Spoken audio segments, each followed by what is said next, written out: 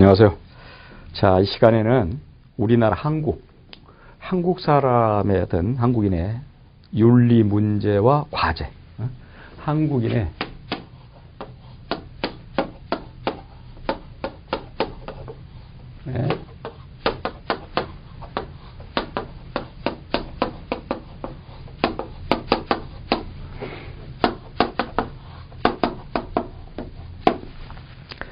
어떤 나라에서 어떻게 살 것인가, 또 그 나라에서 정말로 평화롭게 아무 문제 없이 살기 위해서는 그 나라가 갖고 있는 문화, 또 그 문화 속에 들어있는 윤리, 또 윤리의 어떤 문제점이랄지 또 과제, 숙제죠. 이걸 알아야 될 거 아닙니까? 이걸 제대로 알아야지 정말 아까 말한 한국 사람과 더불어서 외국에서 온 사람들이 아무런 문제 없이, 갈등 없이, 어떤 충돌 없이 살 수 있겠죠. 그렇다면 이제 한국인들이 갖고 있는 바람직한 윤리의식이 있을 것이고, 또 그와 더불어서 윤리적 과제가 있겠죠. 한국인으로서 한국에 오게 되면 결국 한국인이 되는 것이에요. 그 사람 국적이 태국이든지 베트남이든지 말레이시아이든지 또는 중국이든지 몽골이든지 간에 한국에 들어오게 되면 한국인인 것이죠. 그게 물론 이제 국적 자체는 그러겠지만 한국인으로 살아야 되니까. 그렇다면 결국은 한국인을 위하여 요구되는 윤리가 있겠죠. 물론 항상 공정한 사회의 어떤 기본 원리는 있습니다. 그 기본 원리는 뭐이겠습니까? 가장 중요한 것은 정의의 원리죠. justice.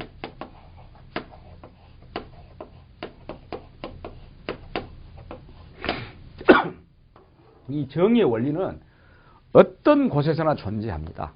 우리 항상 말하지만은 정의롭지 않은 사회, 정의로운 사회.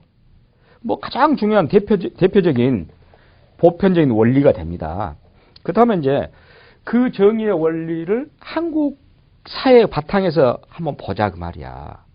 그러면은 일단은 이 문제로서 어떤 정의라는 것을 들고 나왔을 때 지금 현재 한국의 당면 문제가 무엇일까? 당면하고 있는 문제들. 또 한국인의 그런 것들에 대한 공동 과제가 있겠죠. 그것은 한국의 어떤 전통적인 윤리의식을 봐야 된다는 것이야. 전통적인 윤리의식에서 어떤 것이 정의인가? 정의의 원리를 보려면 한국의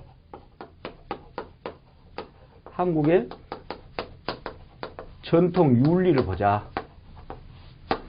그래야지 한국에서 통용되는 저스티스가 뭐인가 알 거 아닙니까? 그리고 앞서 말했지만은 한국인이 한국 사람으로서는 반드시 이러이러한 점은 가지고 있어야 된다라는 것. 또 결국 전통 윤리라는 것은 그 나라가 갖고 있는 전통 문화와도 관계가 있습니다.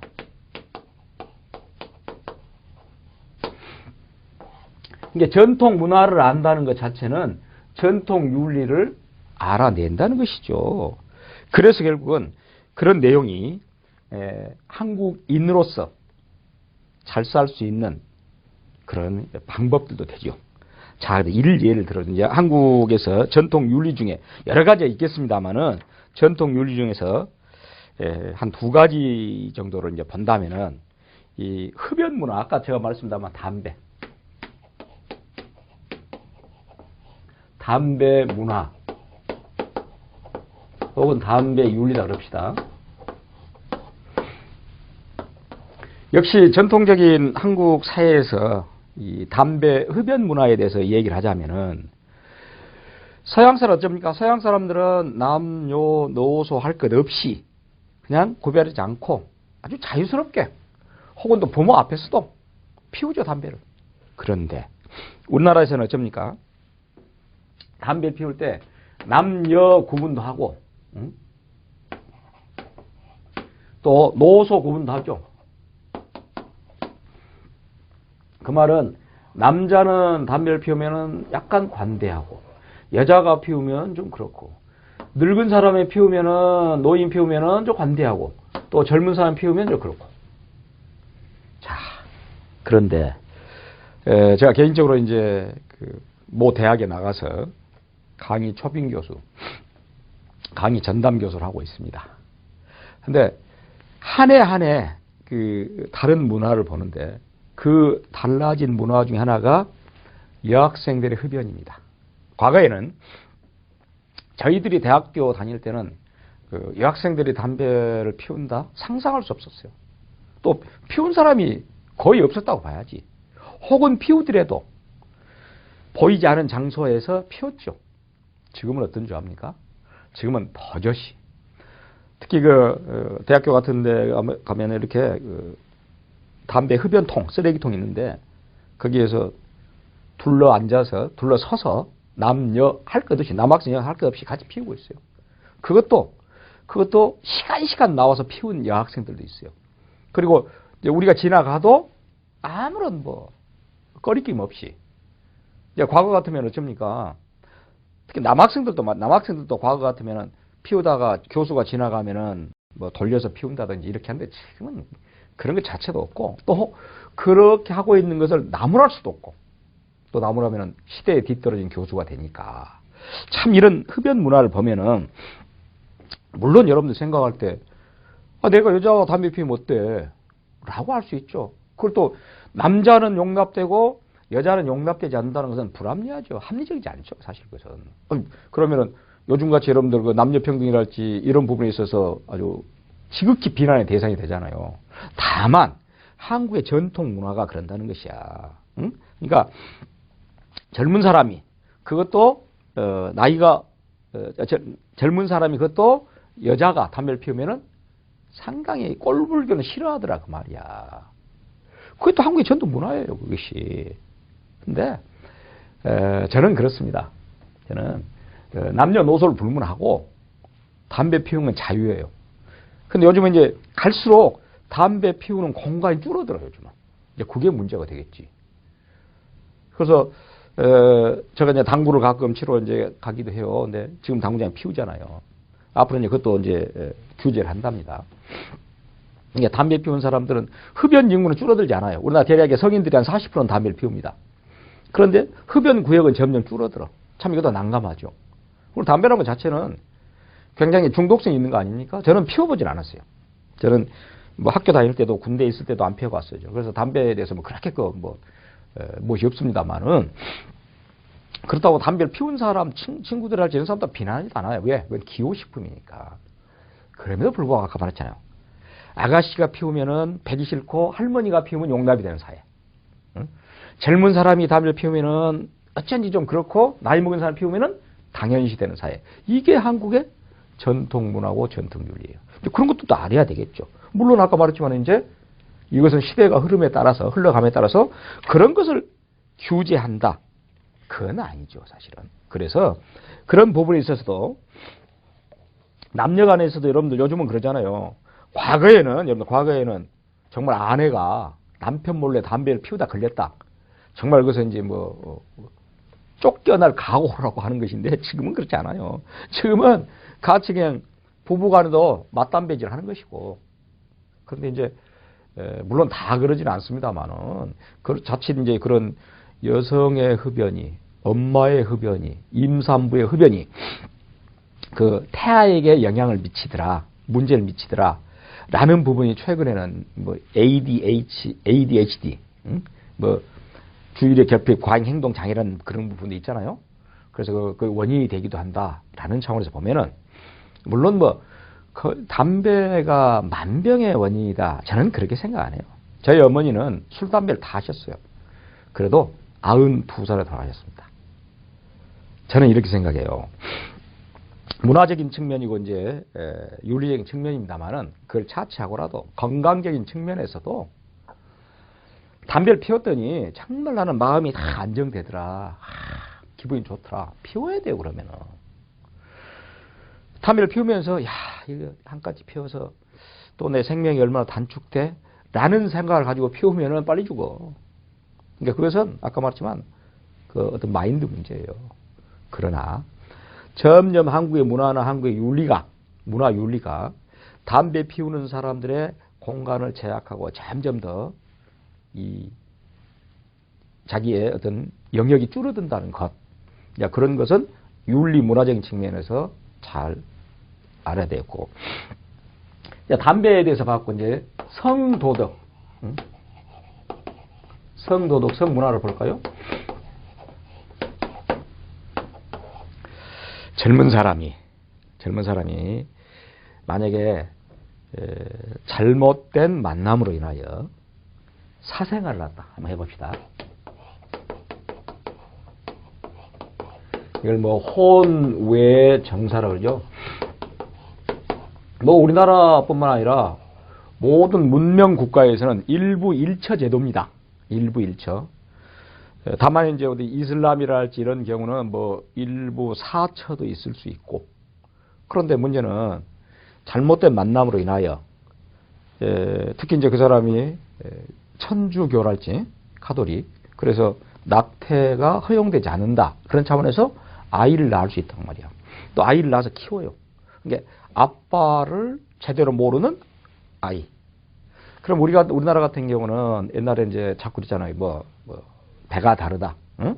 이런 아이들에서는 상당히 서자로서 또 그렇게 애를 낳는 엄마는 비난의 대상이었잖아요.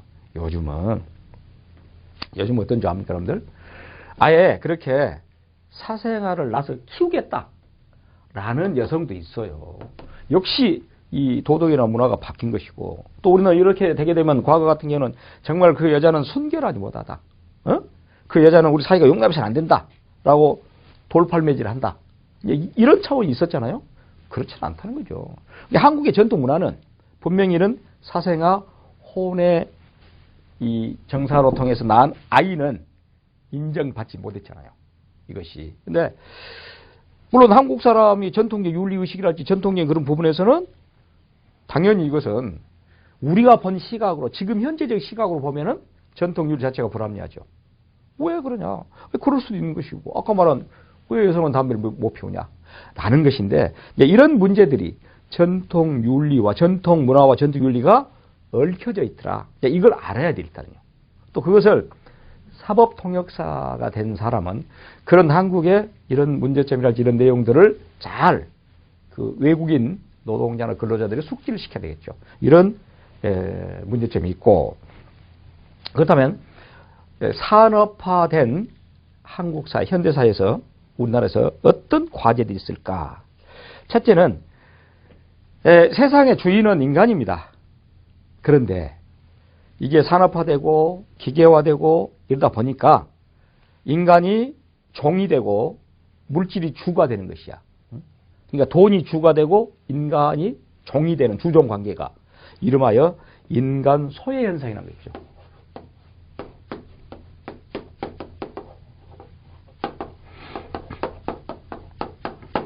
자, 우리나라도 제가 그런 얘기를 했어요. 한 5, 60년의 압축 성장을 하다 보니까 짧은 기간에 특히 영국 같은 경우는 1760년에 산업혁명이 일어났죠. 산업혁명이 일어나가지고 약 200년 이상, 200년, 300년 이상 그런 자본주의라는 것이 공고화돼 있잖아요. 그러다 보니까 뭐 졸부가 어떤 못된 짓을 한다 그런 건 없잖아요. 최근에 보면 여러분들 그 정말 졸부, 또 졸부 2세, 뭐 재벌 2세라 그럴까요? 그런 애들이 하는 행태, 비행기에서 난동을 부쳐, 그것도 제가 그 동영상 봤네요. 유튜브를 통해서 봤더니 가고 아니더라고요. 술을 먹었는데, 저도 술 먹습니다만 술 마시고 나서 그렇게 난동을 피우냐. 그러니까 그 승무원들이 밧줄을 가지고 가서 묶고, 그랬더니 침을 뱉고 막 난리 욕을 하고 그 비행기 내에서. 자, 그런 걸 보고 아까 제가 그 말했잖아요. 이 짧은 기간에 압축 성장을 하는 한국에서 돈이 주가 되고 인간이 종이 되는 이런 주종 관계로 말미암은 인간 소외 현상. 이것도 이 한국 문화, 한국 윤리에서의 굉장히 큰 과제죠, 이것도. 그러니까 결국은 돈은 누가 만든 것이에요? 인간이 만든 것이에요, 돈은. 그럼 돈을 컨트롤하면 인간이지. 돈이 인간을 컨트롤한 건 아니에요. 우리가 이제 아주 시니컬하게 쓰는 말 있잖아요. 냉소적으로. 인간이 침묵하면 돈이 발현한다. 그것도 한국 사회 갖고 있는 굉장히 큰 과제고, 그로 말미암아 인간 소외 현상이 나온다. 그걸 뒤집어서 말하면 주종 관계를 물질 인간이 아니라 인간 물질로 가야 된다는 것. 그것도 우리 윤리 과제로서 굉장히 중요한 내용이고. 그리고 또 이제 인간 소외와 이제 같이 가겠습니다만은 또 어떤 문제가 있냐? 가치관의 혼란이라는 게 있는데, 이제 아까 짧은 기간에 압축 성장을 했고, 또 시대가 굉장히 빨리 변하다 보니까 가치라는 것이 옛날 가치, 신 가치가 있습니다. 그럼 도대체 어떤 가치에 나를 맞출 것이냐? 라고 해서 전혀 서로 가치 구분을 못 하겠어요. 다시 말하면 가치 혼란이 일어난단 말이야.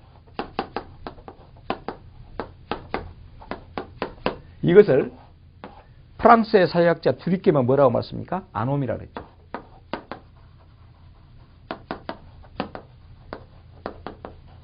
제가 앞전에 중고등학생을 대상으로 해서 이런 조사를 해봤다 그랬죠. 자, 5억을 줄 테니까 교도소를 몇 년 갔다 오겠냐? 반이 갔다 오겠다. 가치 혼란이죠. 공직자가 딱 될 때는 어떤 생각을 해야 되겠습니까? 월급 많이 주는 건 아니잖아. 그러면 딱 가치관을 가져야 돼요. 나는 가난하게 살아야 되겠다. 나는 결코 부자로 살 수는 없다. 물론 이제 먹고 살긴 하겠지만, 뭐 안정적으로 삽니다, 공무원이. 그런데 공무원이 되는 그 순간에 나 앞으로 부자 될래. 나 잘 살아야 되겠다. 라고 한 순간 교도소 담 위에 서 있는 것이에요. 뭐가 일어난 것입니까? 아노미가 일어난 것이지. 가치 혼란이. 이것도 인간 소외, 특히 물질이 지배하는 이런 사회, 이런 한국 사회에서는 아노미 문제도 아주 심각합니다. 이런 문제가. 뭐 이것은 비단 아까 제가 말한 중고등학생들의 앙케이트 조사에서뿐만 아니라 정말로 점점 경제력이 커가고 있는 이런 상태에서는 물질적인 추구라는 그런 눈앞에 보이는 것, 이런 것들이 훨씬 크게 작동한다는 것이죠. 한국은 돈만 된다면, 돈을 벌 수만 있다면 어떤 일도 서슴지 않고 한다. 라는 잘못된, 원래는 전통 문화는 아니었는데 그게 산업화가 되면서 인간 소외와 더불어서 이런 아노미 현상이 만연돼 있다는 것이지. 그러니까 여러분 보면은 그 수단과 방법을 가리지 않고 돈을 벌려고 하는 것도 있고, 또 그것이 안 되면은 정말로 앞서 말했지만은 흉악한 범죄라도 저질러서도 그렇게 하려고 하는, 정말 있어서는 안 되는 가치 혼란, 이런 아노미 현상, 이것도 한국인의 어떤 윤리적 과제로서 굉장히 심각한 것이다 라는 것. 그 말 뒤집어서 말하면 아노미가 일어나지 않게끔, 또 아까 말했지만 주종 관계에 있어서 또 가치관의 어떤 혼란에서 벗어나야 된다는 거죠. 그러니까 돈을 만든 사람은 인간입니다. 그런데 또 거꾸로 지금 이제 인간이 만들었는데 돈이 인간을 지배하는 현상, 이거 있어서는 안 돼요. 그런데 아까 말한 짧은 산업화 과정에서, 이 압축 성장 과정에서 그런 일들이 비일비재하더라 라는 것, 한국의 문화적으로서, 한국의 윤리로서 큰 과제인 것은 분명합니다. 특히 제가 잘 쓰지만은 부동산 투기를 했다든지, 또는 자기가 노력하지 않고 자기 아버지의 금수를 타고 나서 이런 가치의 혼란을 보여주면서 아주 윤리 도덕 의식이 결여되어 있는 이런 아노미 현상, 이것도 과제가 되겠고, 또 여러분들 우리나라는 세 가지 문제가 있다. 갈등 문제가, 저는 그렇게 얘기를 해요. 세 가지 갈등 문제가. 특히 이 갈등 문제를 해결해 줘야 될 사람은 정치인인데, 정치인의 갈등을 조장하더라. 자, 첫째 갈등은 지역 갈등입니다. 세 가지 제가 말씀드리겠습니다.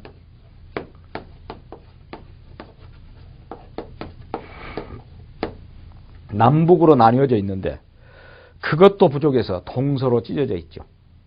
그래서 너는 경상도, 너는 전라도. 또 선거철만 되면은 묻지마 공천.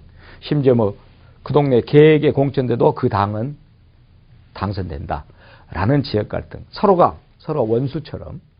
저는 개인적으로 호남 출신입니다만은, 또 강의는 영남에서 강의를 많이 했어요.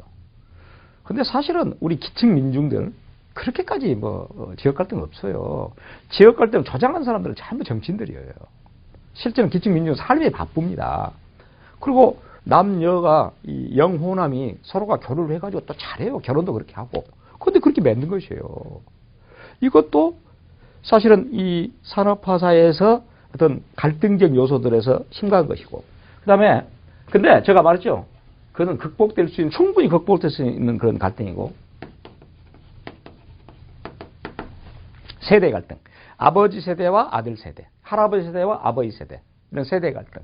그러니까 아버지는 보수적이고 아들은 진보적이고, 이걸 떠나서 이 세대 간에 갖고 있는 서로 다른 이데올로기, 이념, 이것도 어떤 맥락에서는. 그래서 자꾸 그 아버지 세대와 아들 세대가 갖고 있는 윤리의식의 충돌, 이런 부분도 있고. 그런데 이 두 가지 문제는 큰 문제가 아니에요, 저는. 그래서 가장 우리 산업화 사회에서 해서 문제가 된 것은 빈부 갈등, 분배 문제입니다. 이 분배 문제도 우리 한국인들의 어떤 윤리적인 과제에 굉장히 심각합니다. 자, 예를 들어 볼게요. 세계에서 가장 부자는 빌 게이츠입니다. 빌 게이츠는 우리로 따져보면은 대략적으로 재산이 한 100조 원 이상 됩니다. 그래서 빌 게이츠는 이렇게 말했어요. 자기 자식들, 2명, 3명이 될 겁니다만, 내 자식들에게는 $10,000,000만 주겠다. $10,000,000 적은 돈 아닙니다. 100억입니다. 근데 100조에 100억은 0.01%입니까? 100조. 1조가 10%. 그 다음에 1,000억이 0.1. 0.0, 1,000억이니까. $10,000,000은 100억이네. 100억이니까 0.001이네. 그것만 주겠다. 그리고 나머지는 사회에 환원하겠다. 얼마나 멋있습니까? 응? 사회에 의해서 번 돈을 다시 사회에 돌려준다 그 말 아니야. 오늘 어떻게 합니까? 어떻게 하든지 부를 세습하기 위해서 계속 금숟가락을 넘겨주지요? 이건 아니라는 것이지. 그러다 보니까 점점 더 부익부 빈익빈이 더 가는 것이에요. 산업사회에서 문제. 그래서 그렇게 갖는 사람들이 베풀 줄 모르는, 또 거꾸로 이제 없는 사람들이 가진 사람들을 원수로 생각하는, 이것도 어떤 윤리적인 과제입니다. 그래서 이 빈부 분배 문제, 이게 해결되지 않는다면, 이 과제를 해결하지 않는다면 한국이 갖고 있는 정말 부자를 적대시하고 가난한 사람을 억눌리로 가는 그런 윤리, 그것도 사실 심각한 문제가 일 수 있다는 것, 그런 부분이 있고. 또 이 산업사회의 특징은 서로 원자화되어 있습니다. 자, 저는 아파트에 삽니다만은 아파트의 그 복도가 한 10집 이상 되죠? 저는 한 명도 모른다 제대로. 왜 그러겠어요? 이 복잡하고 이 바쁜 사회에서 이웃을 모른다는 것이야. 그래서 고독화되어 있고 원자화되어 있다는 것이지. 그러면 그런 데서도 필연적으로 자칫 잘못하면 뭐가 있는가? 범죄가 있는 거야. 층간 소음, 또 이 공동주택임에도 불구하고 애완동물을 키우더라. 또 그로 말미암아서 다툼. 이런 것들에도 한국인들이 갖고 있는, 과거는 단독주택으로 평화롭게 살았는데 지금 어쩝니까? 공동주택이다 보니까 조금 옆집이 어떻게 약간의 소음만 들리고 해도 아주 신경질로 나오는 것. 이 원자화된 사회, 아주 고독한 사회. 이것도 굉장히 큰 문제다. 윤리 문제다. 과제다라는 것이고. 그리고 이제 산업화가 되게 되면, 고도로 공업화되면 또 가장 심각한 문제 중에 하나가 뭐겠어요, 여러분들? 환경 오염입니다. 근데 환경이라는 것은 한 집의 문제, 한 지역의 문제가 아니에요. 한번 오염시키면 전체가 오염되는 것이에요. 그러니까 그런 윤리의식이 제대로 설립되지 않아가지고 나만 돈 벌면 된다, 나만 편하면 된다, 다른 사람 환경 오염 받으면 뭐해? 라고 하고 있는 그 극히 이기적인, 이것도 최근에 산업화로 말미암아 빚어지는 환경 오염에 관계된 것이에요. 그러니까 결과적으로는 현대사회, 한국 사회가 짧은 기간 산업화되면서, 공업화되면서 앞서 말한 인간 소외, 또 가치 혼란, 또 부의 불평등 분배, 거기다가 또 원자화된 사회, 환경오염 이런 것들이 대표적인 한국의 앞으로의 어떤 윤리적인 문제이자 과제라는 것.